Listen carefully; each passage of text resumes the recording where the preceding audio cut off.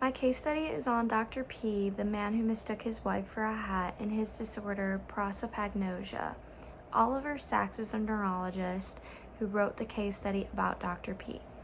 He was a British neurologist, historian, and writer. He published books about patients' disorders and how he treated them. He described his books as neurological novels. In his case studies, he humanized his patients and their conditions by speaking of the case studies in more of a narrative style. Dr. Sacks helped introduce the Tourette syndrome and investigated the world of deaf and colorblind people like never before. Dr. P was a music teacher. He started having trouble recognizing his students from looking at their faces, but once they spoke, he could tell who they were from their voice. He didn't think anything was the matter and laughed it off, but when he developed diabetes 3 years later, he decided to go to an ophthalmologist. The doctor found nothing wrong with his eyes and told him to go see a neurologist because he thought the issue lied in the visual parts of Dr. P's brain. He then went to see Dr. Sacks. Dr. Sacks saw the first signs of something being wrong when he conducted a neurological exam. He took off Dr. P's shoe to test the reflexes on the bottom of his foot and found it normal, but when he told him to put the shoe back on, Dr. P could not find his shoe. He pointed to his foot and asked if that was his shoe. He only recognized what the shoe was when Dr. Sacks pointed to it. Dr. Sacks then showed Dr. P many images and asked him to describe them, and he did. When looking at a picture of a scene, he would note small details and nothing about the scene as a whole.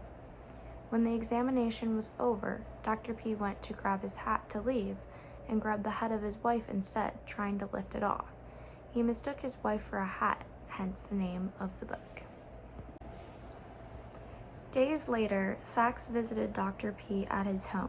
He tested Dr. P on naming different shapes, objects, and cartoons, and he did very well on all of it.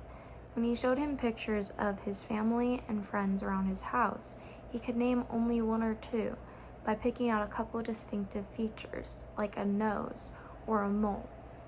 He was also not able to recognize a flower or a glove until examining them and pointing out the dimensions and other details.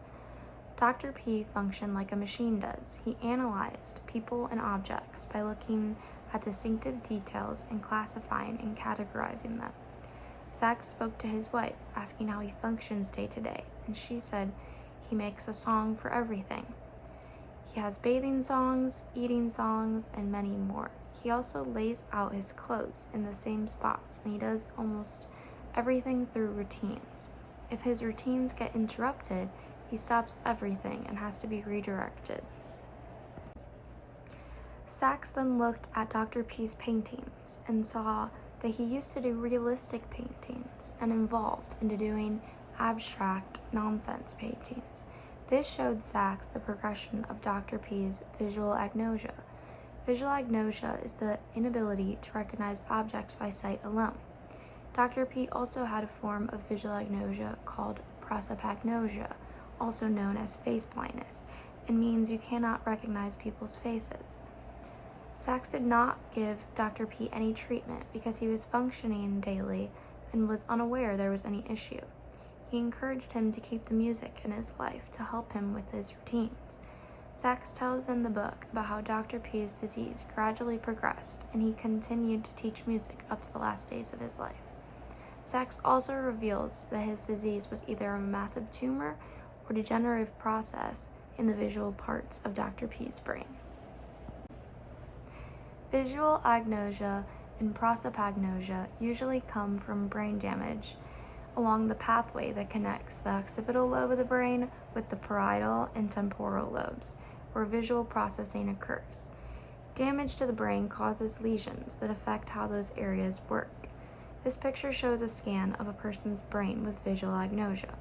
They had a stroke, and the highlighted portions show the area of the brain affected. Although Sacks did not treat and examine Dr. P much further, he read about an almost identical case where they did.